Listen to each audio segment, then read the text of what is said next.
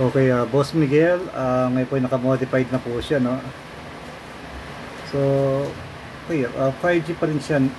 Naka-input yung mismong aking 4x4 hybrid MIMO.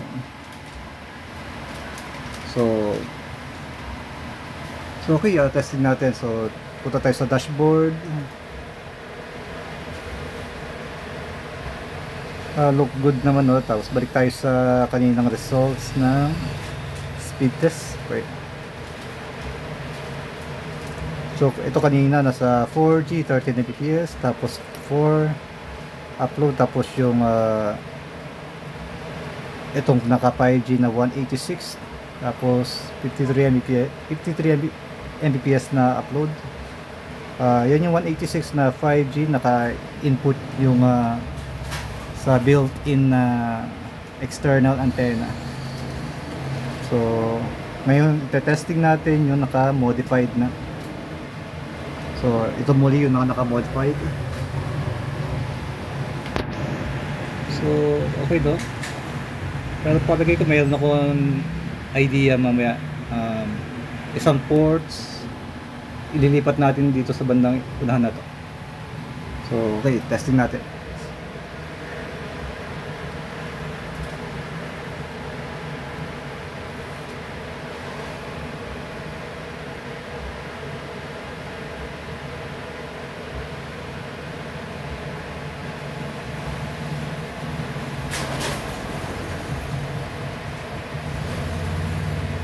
So good, okay naman siya.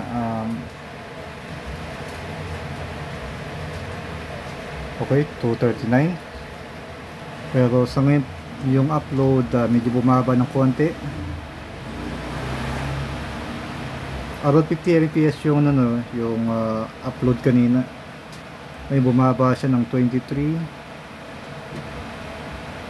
So subukan natin ilipat yung ano, isang port sa built-in sa kanyang external, built-in external. So tinanggal ko isa, no, tapos lipat natin ito sa kabila kasi ito yata yung number 4. Ito kasi na number 4 dito, tapos yung kabila number 0.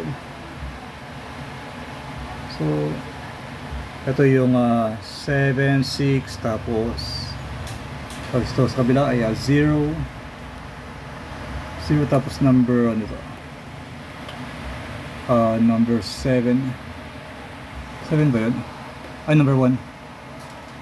Okay. So okay, gumanda yung kanyang signal status, yung mobile signal pa yan, blue. Okay.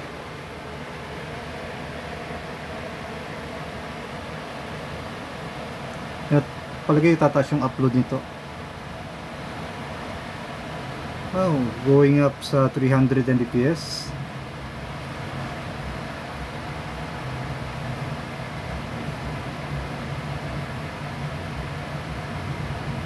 Ngayon naman siya tumaas yung upload.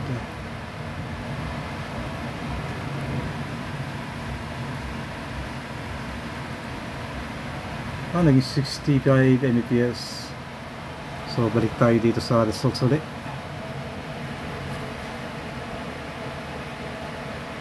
So ito kanina mga 1019 4G di pa siya nakamodify, tapos ito yung 186 na naka-input yung ano, yung built-in external antenna 186 Mbps 53.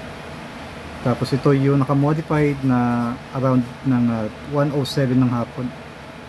So 239. Medyo tumaas siya ng gusto, no. So tapos bumaba naman sa 23 Mbps na upload compare dito sa built-in external na 53 Mbps. Then ito naman sa pangalawang beses na naka-external, pero nilipat natin isang ports, isang cable sa built-in external niya sa number 4 yata yun, sa kung naging 297 Tapos 65 Mbps na upload. So okay, tested naman, mas tested siya. So sa pag-modified natin, basta pagmasdan niyo po itong results. So umabot siya ng 200, tapos papalo siya ng 300 Mbps. So depende na po yan sa location. So gamit natin ay D2 SIM. So ayan,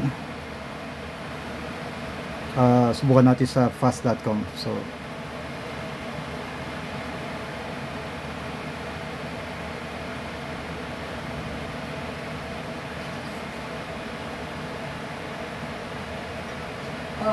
Ito na. ay, going up sa 400. Pero dyan lang muna siya. Tapos Ganda.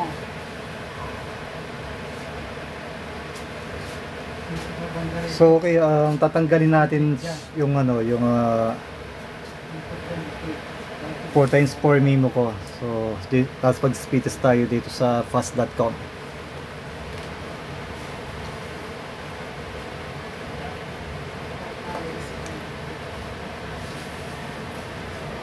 So okay, tanggalin natin yung outdoor antenna. So pagmasdan may gito, so blue lights, no. So tanggalin natin ito. So gawin natin siya pinaka built-in niya. So tanggalin natin itong apat na cable or 4x4 MIMO hybrid MIMO. So merong 4x4 sa Signal Express, tapos kay Uplift 4x4 din siya.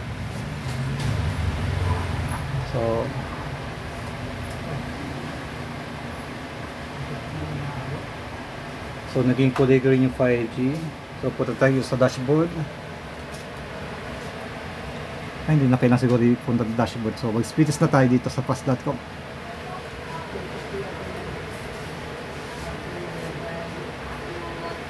So kita, bumaba kanyang download speed.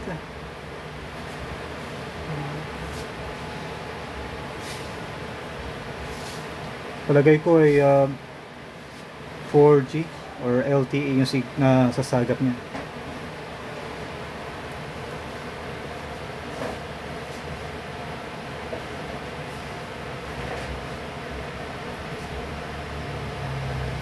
So okay, dito na po nagtatapos ikat natin itong video na to. So ready to ship na po ito sa customer ko. So okay, ipalalamog ko na po ito kay bossing. Okay, maraming salamat po at paalam po.